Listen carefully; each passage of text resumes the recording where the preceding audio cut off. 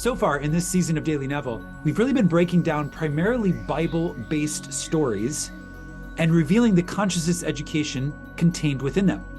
What's special about this chapter is Neville is going to apply the same technique, but to a much more modern work of art. In particular, this one is all about the story, The Count of Monte Christo.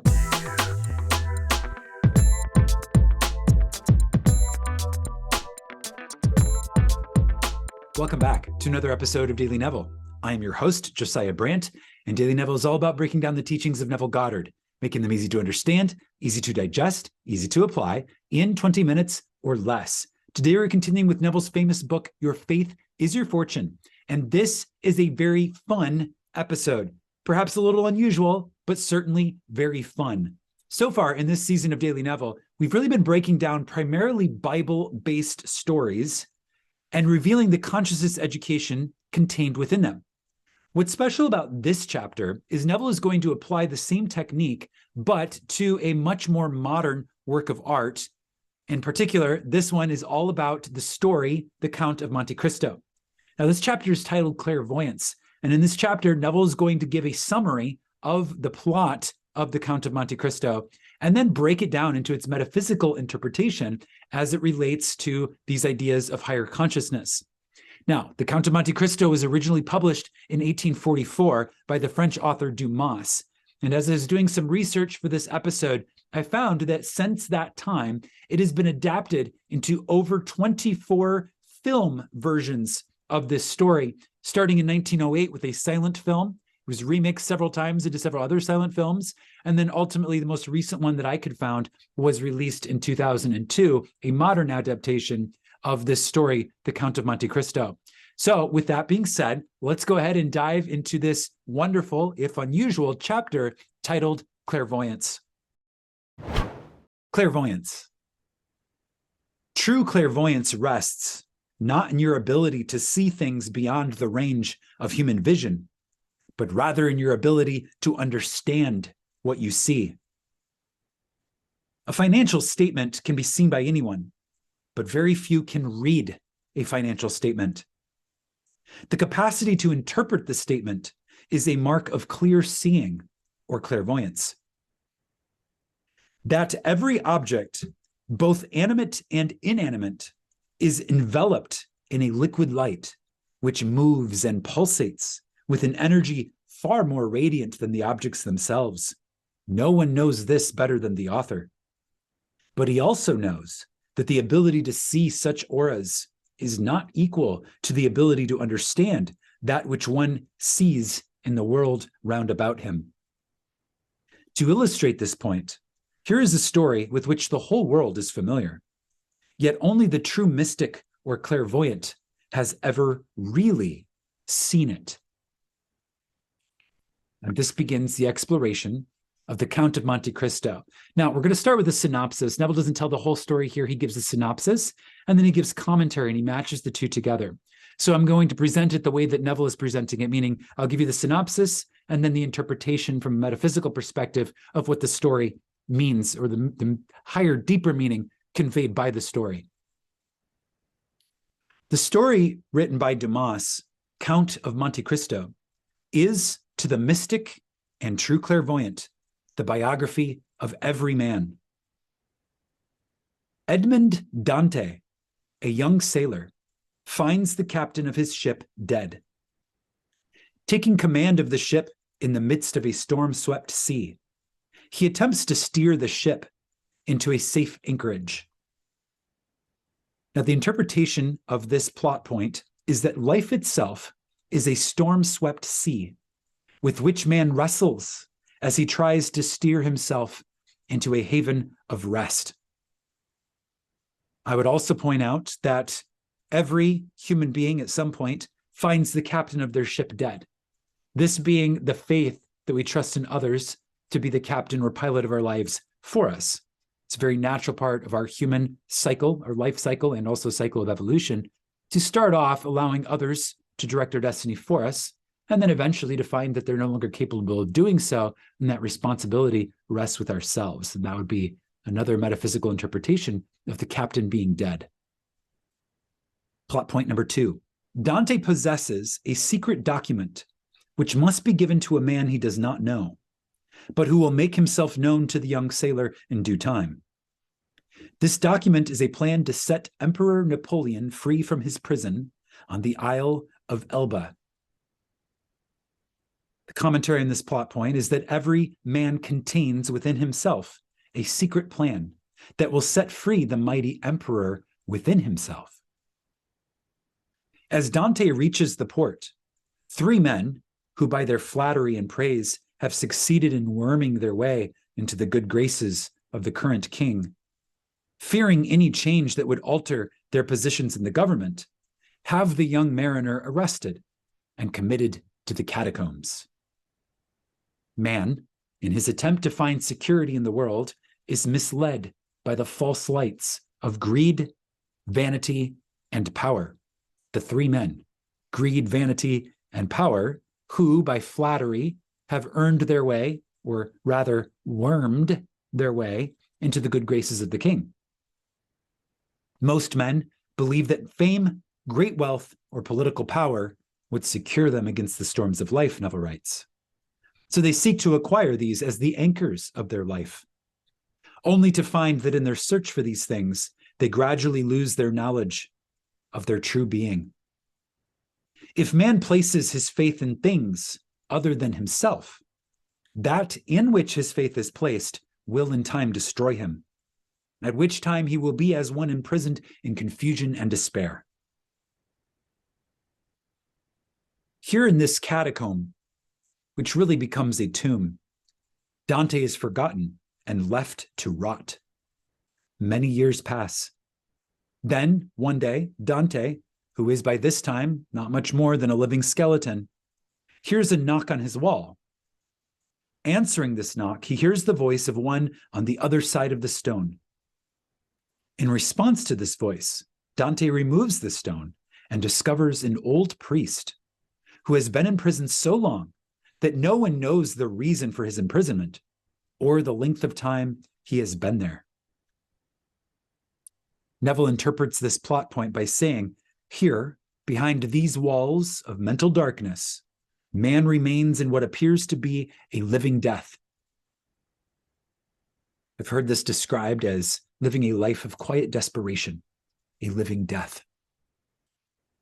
After years of disappointment, man turns from these false friends, that of fame, great wealth, and political power, which also translate to greed, vanity, and power, and discovers within himself the ancient one, the ancient priest, which is, of course, his awareness of being, who has been buried since the day he first believed himself to be man and forgot that he was God. The old priest had spent many years digging his way out of this living tomb, only to discover that he had dug his way into Dante's tomb.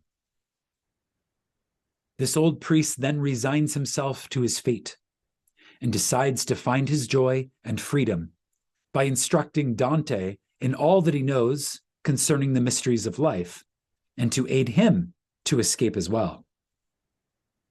Dante, at first, is impatient to acquire all of this information. But the old priest, with infinite patience garnered through his long imprisonment, shows Dante how unfit he is to receive this knowledge in his present unprepared and anxious mind. So, with philosophic calm, he slowly reveals to the young man the mysteries of life and time. This revelation is so wonderful that when man first hears it, he wants to acquire it all at once. But he finds that after numberless years spent in the belief of being man, he has so completely forgotten his true identity that he is now incapable of absorbing this memory all at once. He discovers that he can only do so in proportion to his letting go of all human values and opinions. I believe every single one of us can relate to this. When we first discovered these ideas, or rather began to remember, aided by another who showed us where to look, whether that be Neville or whoever else it was that held up the light, held up the mirror to your own light more precisely, and you began to remember. Initially, We get so excited and we want to remember all at once.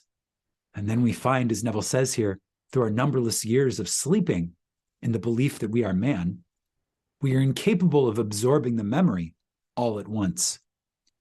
And we can only absorb the memory into proportion to the amount of willingness we have within ourselves to let go of our human values and our human opinions.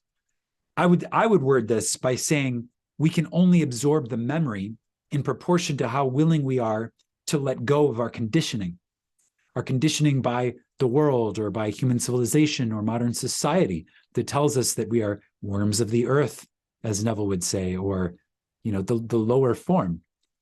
We currently are occupying a lower form, yes, but obviously we are so much more than that. And it takes time and discipline to remember this fully. As Dante ripens, what a great word, as Dante ripens under the old priest's instructions, the old man finds himself living more and more in the consciousness of Dante. Finally, he imparts his last bit of wisdom to Dante, making him competent to handle positions of trust. Then, and only then, he tells Dante of an inexhaustible treasure that is buried on the Isle of Monte Cristo. Neville interprets, as man drops those previously cherished human values, he absorbs more and more of the light, which is the old priest or the memory of self, until finally he becomes the light and knows himself to be the ancient one. I am the light of the world. At this revelation, the walls of the catacomb which separated them from the ocean above cave in, crushing the old man to death. The guards, discovering the accident, sew the old priest's body into a sack and prepare to cast it out to sea. As they leave to get a stretcher, Dante removes the body of the old priest and sews himself into the bag. The guards, unaware of this little switcheroo or change of bodies, believing the sack to contain the old man, throw Dante into the water. Neville interprets, the flowing of both blood and water in the death of the old priest is comparable to the flow of blood and water from the side of Jesus as the Roman soldiers pierced him, the phenomenon which always takes place at birth, here symbolizing the birth of a higher consciousness. Dante frees himself from the sack, goes to the Isle of Monte Cristo, and discovers the buried treasure. Then, armed with both his fabulous wealth and this superhuman wisdom, he discards the human identity of Edmond Dante and assumes the title of the Count of Monte Cristo. Man discovers his awareness of being to be the inexhaustible treasure of the universe.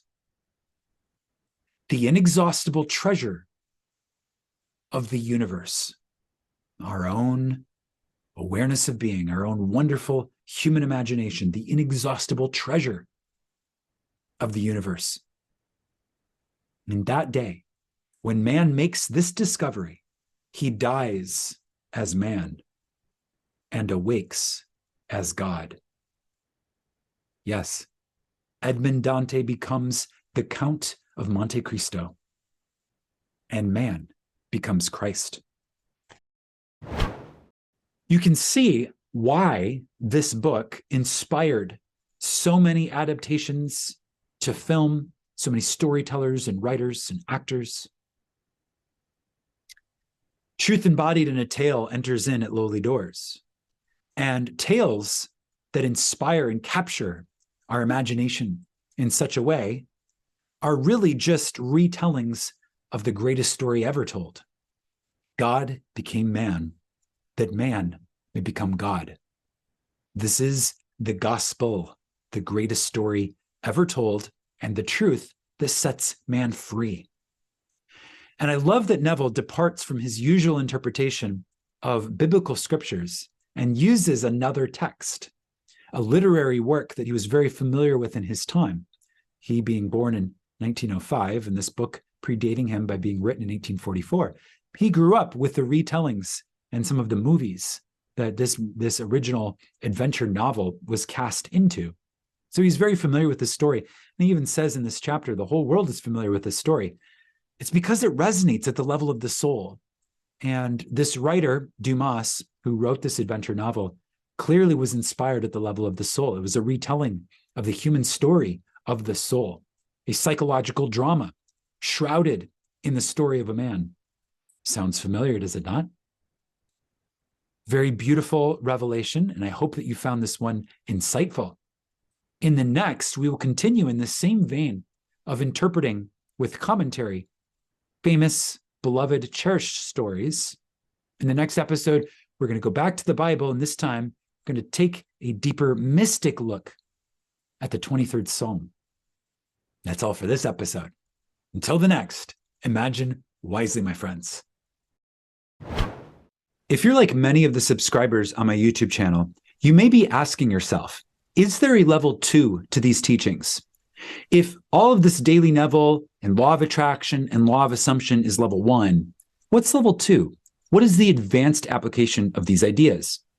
I'm here to tell you there is a level 2 to these ideas, and I'm teaching it right now here on YouTube for my private mentorship group. If you're interested in joining a small focused community of creators who are really taking their application of these ideas to the next level and igniting their potential in new and profound ways, I invite you to tap the link in the video description below that takes you to my YouTube membership. If you join the membership, you get access to advanced lessons that take these ideas beyond the introductory, beyond the basics, to a whole new level of advanced application. Check out the description below, tap that join link, and I look forward to seeing you in the members area. Imagine wisely, my friends.